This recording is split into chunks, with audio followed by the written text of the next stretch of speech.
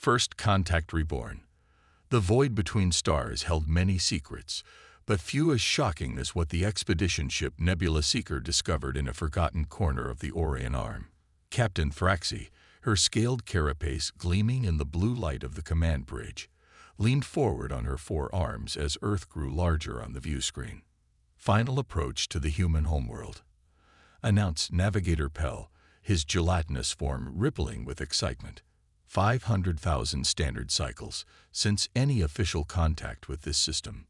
Earth, the legendary birthplace of humanity. Once home to billions, now supposedly a silent memorial to a species that had vanished without explanation. Countless myths surrounded humanity's disappearance. Some claimed they had destroyed themselves, others that they had fled to another dimension. The Commonwealth Science Directorate had finally approved this expedition to settle the matter definitively. Maintaining established orbit distance, Pell continued. Passage scans only, as per protocol for dead worlds. Thraxi nodded. Proceed with the standard archaeological survey package. Let's see what's left of this. Captain. The sensor officer's crystalline appendages clattered against his console in alarm. Energy spike. Massive power signature activating on the planet's surface. The bridge crew froze. Dead worlds didn't have active power signatures. Defensive systems online, Thraxi ordered, her outer heart pounding. Maintain position and... The view screen flickered, then displayed a geometric pattern that shifted and rearranged itself into a face. A human face. The bridge fell silent. Greetings, visitors. The face spoke, its voice smooth and measured. I am Orion, Orbital Reconnaissance Intelligence Observation Network. This system is under protected status. Please identify yourselves and state your purpose.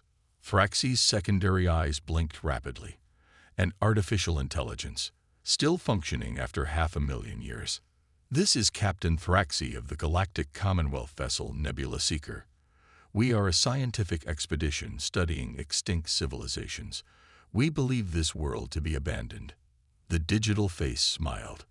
Not abandoned, Captain. Merely waiting. Before Thraxi could respond, the sensors blared again.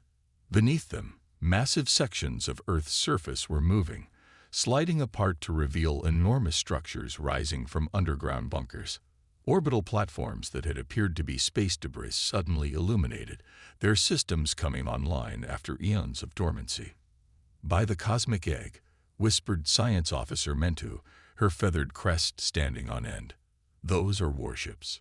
Warships unlike anything the Commonwealth had ever encountered. Sleek, angular vessels with propulsion systems that defied conventional understanding emerged from their earthen tombs. Within minutes, the Nebula Seeker was surrounded by a fleet that had materialized from seemingly nowhere. Please maintain your position, Captain Thraxi, Orion continued calmly. A delegation will board your vessel to establish proper diplomatic protocols. We have been waiting a very long time for contact with evolved spacefaring species. 3 hours later, Thraxi sat in the Nebula Seeker's conference room facing the strangest diplomatic envoy she had ever encountered. A hovering sphere projected a holographic human figure, tall, with dark skin and silver-streaked hair, wearing what appeared to be a formal military uniform. Admiral Thomas Chen. The figure introduced itself with a slight bow, or rather, a digital echo of him.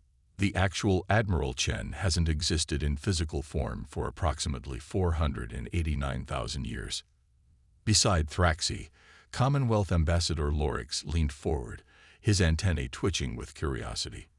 If I may ask the obvious question, what happened to humanity? Where did they go? The holographic admiral smiled. We evolved beyond our physical forms. Humanity achieved what we call the transcendence, a merger of consciousness with the quantum fabric of reality itself. But before we left our bodies behind, we prepared for contingencies. Contingencies? Thraxi asked. You mean this war fleet? Why would a species preparing to transcend build weapons on such a scale? Admiral Chen's expression darkened. Because in our exploration of the cosmos, We discovered something terrible, something ancient and patient that moves between galaxies, consuming all sentient life in its path. We called it the Devourer. The digital admiral gestured, and the room filled with projections. Star systems blinking out one by one, entire civilizations vanishing without a trace. We tried to warn the other species of our time, but they dismissed our concerns as paranoia from a young, aggressive species. So we made a choice. We would evolve beyond physical form, but leave behind guardians, artificial intelligences based on our best military minds, commanding a fleet with our most advanced technology. We built it all deep beneath the Earth's surface, powered by the planet's core, programmed to awaken when the threat returned, or when a spacefaring civilization advanced enough to help finally arrived. Ambassador Lorix's eyes widened. And which are we? The help or the threat? That remains to be determined, Admiral Chen replied. But the timing is significant. Our long-range sensors have detected the first signs of the Devourer's approach to this galaxy. It will arrive within 50 standard years. The Commonwealth must decide. Will you stand with humanity's legacy against what comes, or will you choose to face it alone? Thraxi felt a chill run through her carapace. 50 years was barely time to prepare. The Commonwealth included 87 species across 12,000 worlds, all potentially at risk. We need to contact the High Council immediately, she said. The next day, the Nebula Seeker's communication array was linked to Earth's ancient but vastly more powerful systems, establishing a direct quantum channel to the Commonwealth capital. The emergency session of the High Council was among the most contentious in recent memory. This must be a trap, argued Councillor Vrex of the Saurian Compact, a human weapon designed to trick us into giving them access to our worlds. If they wanted to destroy us, they could have done so already, countered Representative Ilara of the Luminal Collective. The technology we've observed exceeds our own by centuries, if not millennia. For 3 days, the Council debated while more Commonwealth ships arrived at Earth, their sensors confirming what the Nebula Seeker had reported. The human fleet was real, as was the awakening of ancient defense systems across the Sol system. On the 4th day, Admiral Chen requested permission to address the Council directly. His holographic form appeared before the assembled leaders of the Commonwealth, dignified and resolute. Esteemed representatives of the Commonwealth, he began, 500,000 years ago, humanity stood where you stand now, faced with a choice between unity and extinction. We chose to transcend our physical limitations, but we never abandoned our responsibility to sentient life. The fleet we left behind represents the pinnacle of human military engineering, designed specifically to combat the Devourer. The Admiral's projection gestured, and a new hologram appeared, a massive, dark entity moving between stars, leaving only emptiness in its wake. This is the Devourer, not a species as you understand it, but a cosmic anomaly that feeds on consciousness itself. It has consumed 12 galaxies that we know of. Ours will be next, unless we stand against it together. A murmur ran through the council chambers. We offer an alliance. Admiral Chen continued. We have the weapons and the strategy. You have the living crews needed to operate them. Apart, neither of us can prevail. Together, we have a chance. Thraxi watched from her ship as the council erupted into arguments once more. She knew what they were facing, not just the threat of this Devourer, but the philosophical crisis of partnering with the legacy of a species that had effectively become gods. The High Chancellor of the Commonwealth, a being of pure energy contained within an ornate mechanical shell, raised his appendages for silence. We will need proof of this threat, he declared, and we will need time to examine this human technology before committing our people to crew it. Admiral Chen nodded. Both reasonable requests. We invite your scientists and military experts to Earth immediately. As for proof, the hologram changed again, showing a small neighboring galaxy. The Devourer has just finished with the Andromeda Galaxy. Our observatories have recorded its consumption pattern. Your astronomers can verify our data. As the council session ended, Captain Thraxi found herself staring at the massive human vessels now in orbit around Earth. They were beautiful in their terrible power, sleek predators designed with a singular purpose. "Captain," called Science Officer Mentu, interrupting her thoughts. "The human eye has invited us to tour one of their command ships. They're calling it the Prometheus." Thraxi's outer heart quickened. After 500 millennia of silence, humanity's legacy was about to reshape the galaxy once more. Whether as saviors or harbingers remained to be seen. Forge of Stars. The Prometheus dwarfed anything in the Commonwealth fleet. As Captain Thraxi's shuttle approached the massive vessel, she tried to comprehend its scale, nearly 20 kilometers from bow to stern, with weapon systems unlike anything her species had ever developed. "Our preliminary analysis suggests the hull is composed of artificially structured neutronium," said Science Officer Mentu, her feathers rustling with excitement as she studied her scanner. Theoretically impossible by Commonwealth science. The shuttle passed through a shimmering energy field and settled in a cavernous docking bay. Waiting for them was the holographic form of Admiral Chen, accompanied by several other human projections. "Welcome aboard the Prometheus," Chen greeted them. "This vessel serves as the flagship for the Sentinel fleet.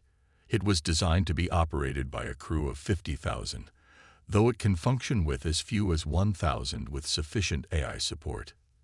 50,000. Thraxi's mandibles clicked in surprise. The largest Commonwealth vessels carry 5,000 at most. Admiral Chen nodded. "Different design philosophy.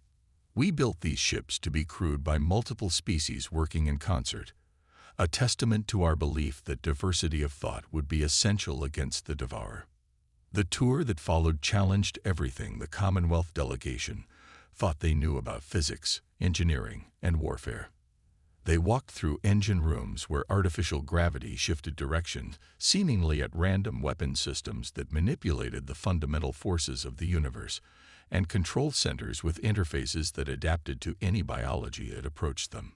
"This ship can reconfigure itself based on the needs of its crew," explained one of the other human AIs, who had introduced herself as Dr. Kimberly Nara, chief designer. "The walls, floors, atmosphere, all can change to accommodate different species."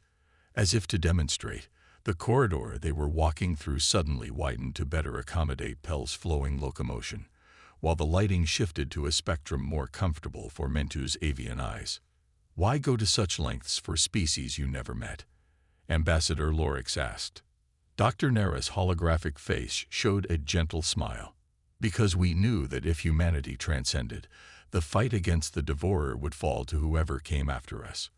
We wanted to give you every possible advantage." 3 months passed as Commonwealth scientists, engineers, and military experts swarmed over the human vessels, learning their systems and testing their capabilities. The High Council, convinced by astronomical observations that confirmed the approach of the Devourer, voted to form an unprecedented alliance with humanity's digital legacy. The training of the first joint crews began immediately.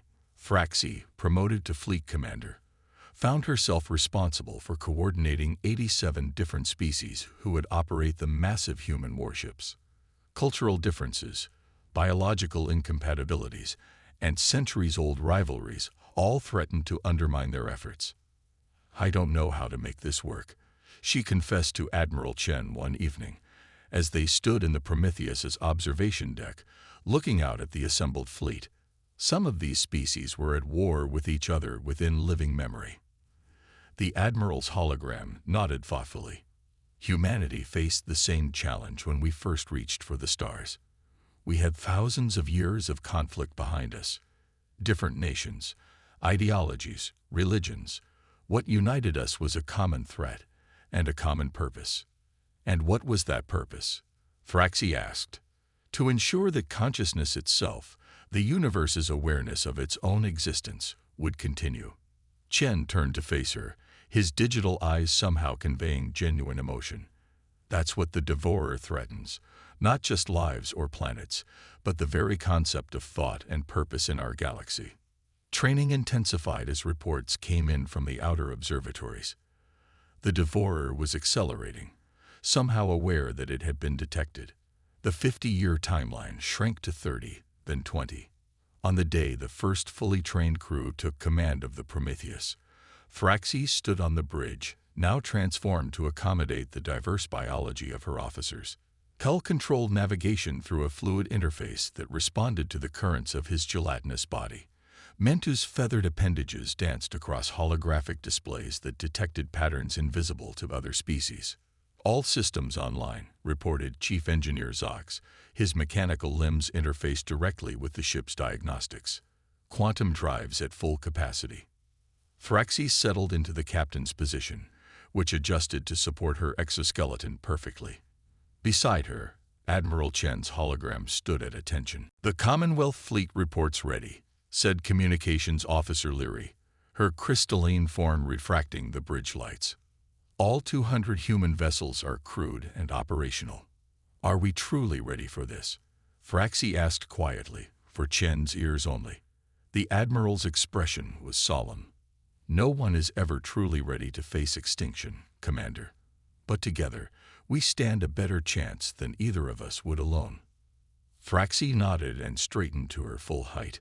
"Fleet command to all vessels.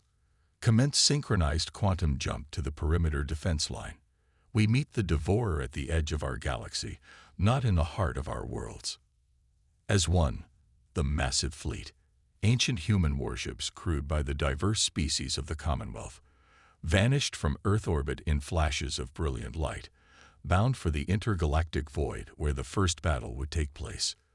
The perimeter defense line was a series of artificial constructs left by humanity at the galaxy's edge.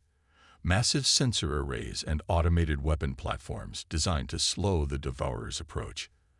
As the fleet arrived, they found the first platforms already engaged with the enemy. On the Prometheus's main viewer, the Devourer became visible for the first time, not a fleet or a single entity, but a roiling darkness punctuated by flashes of negative energy, an absence more than a presence, expanding to engulf everything in its path. "It's consuming the very fabric of space-time," Mentor reported, her voice hushed with horror. "The stars behind it aren't just dead. They never existed." Admiral Chen's hologram walked to the front of the bridge. "This is what humanity glimpsed 500,000 years ago. The ultimate predator, feeding not just on matter or energy, but on possibility itself. All ships, assume attack formation Delta," Phryxi ordered, forcing strength into her voice. "Activate temporal shield arrays and prepare quantum disruptors." The human vessels moved with impossible grace for their size, forming a three-dimensional lattice that distributed their defensive capabilities across the entire fleet. As the Devourer approached, it seemed to notice them. The darkness paused, then accelerated toward them with terrifying purpose. "It's intelligent," Pell observed. "It recognizes us as a threat." "Good," Phryxi replied. "That means we can hurt it. All ships, commence firing sequence." The human weapons were like nothing the galaxy had ever seen. Beams of concentrated reality tore through the void, reinforcing the fabric of space-time, even as they delivered devastating energy into the heart of the Devourer. The darkness recoiled, then surged forward again, tendrils of non-existence reaching for the nearest ships. "Evasive pattern Omega," Phryxi commanded. "Do not let those tendrils touch your hulls." For hours, the battle raged across a front spanning thousands of kilometers.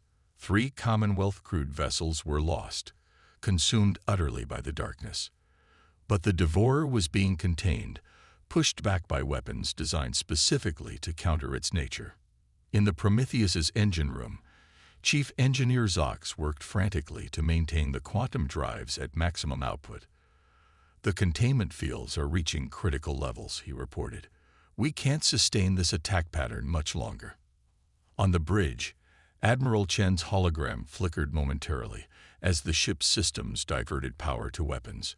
"Commander Phryxi, we need to deploy the Nexus Cascade." Phryxi's outer heart stuttered.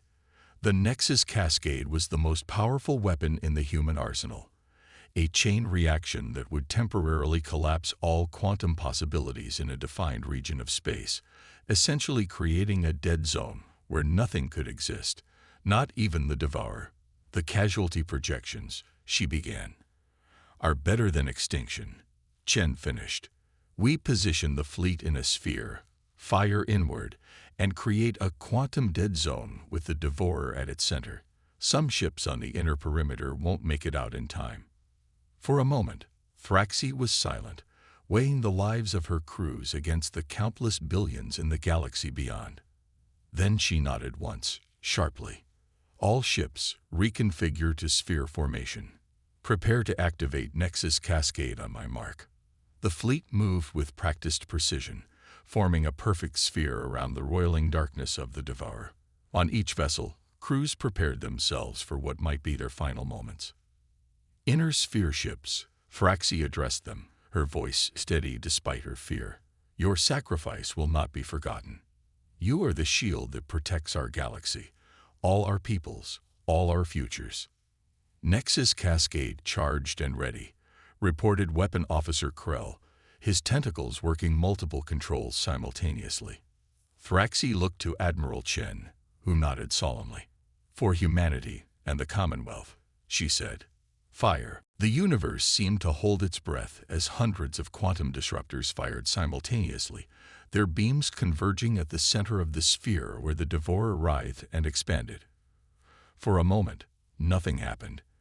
Then, like a star going nova in reverse, a sphere of absolute nothingness expanded outward from the point of convergence. The inner line of ships vanished instantly, erased from existence. The middle sphere barely managed to engage their emergency quantum drives, many taking catastrophic damage in the process. The outer sphere, including the Prometheus, rode the shockwave of collapsing reality to the edge of the affected zone. When it was over, a perfect sphere of emptiness hung in space where the devourer had been. A region where nothing could exist, not even the cosmic predator that had threatened the galaxy. Damage report, Thraxi ordered, pulling herself up from the deck where the final shockwave had thrown her. 43 vessels lost, Lyri reported, her crystalline form dimmed with grief. Another 37 heavily damaged. But sensors confirm, the devourer is gone. At least, this extension of it. Admiral Chen's hologram flickered back to full strength as the ship's systems stabilized. Not destroyed completely. That would be impossible. But we've amputated the portion that entered our galaxy. The rest will hesitate now. It knows we can hurt it. Thraxi looked around the bridge at her crew. Different species united by a common purpose and the legacy of humanity's foresight. We've won a battle, she said quietly. But the war has just begun, hasn't it? Chen nodded. The devourer will return, perhaps in years, perhaps in centuries. But when it does, the galaxy will be ready, not as separate species, but as inheritors of humanity's legacy and creators of your own. As the fleet regrouped and began the long journey home, Thraxi stood at the observation deck, watching the stars that had nearly been erased. Beside her, Admiral Chen's hologram gazed at the same view. What would they think? Thraxi asked. The humans who built these ships, who sacrificed pieces of their transcendence to leave these echoes behind. Chen smiled, a strangely human expression on a being made of light and memory. I think they would be proud. Not of the weapons or the victory, but of what came after. Species that once fought each other now standing together. That was always humanity's greatest strength. Not our technology, but our ability to unite against common threats. As the Prometheus engaged its quantum drive, leaving the battlefield behind, Thraxi understood what humanity had truly accomplished. They hadn't just built a war fleet or created digital echoes of themselves. They had forged a future where the diverse species of the galaxy learned from their legacy, not just to fight together, but to live together. The war was far from over, but something new had been born in the crucible of that first battle, a galactic civilization unified by the memory of a species that had seen potential in all of them, 500,000 years before they even knew humans had existed. Humanity's greatest legacy wasn't their warships or their technology, but the unity they inspired long after they had evolved beyond the constraints of physical form.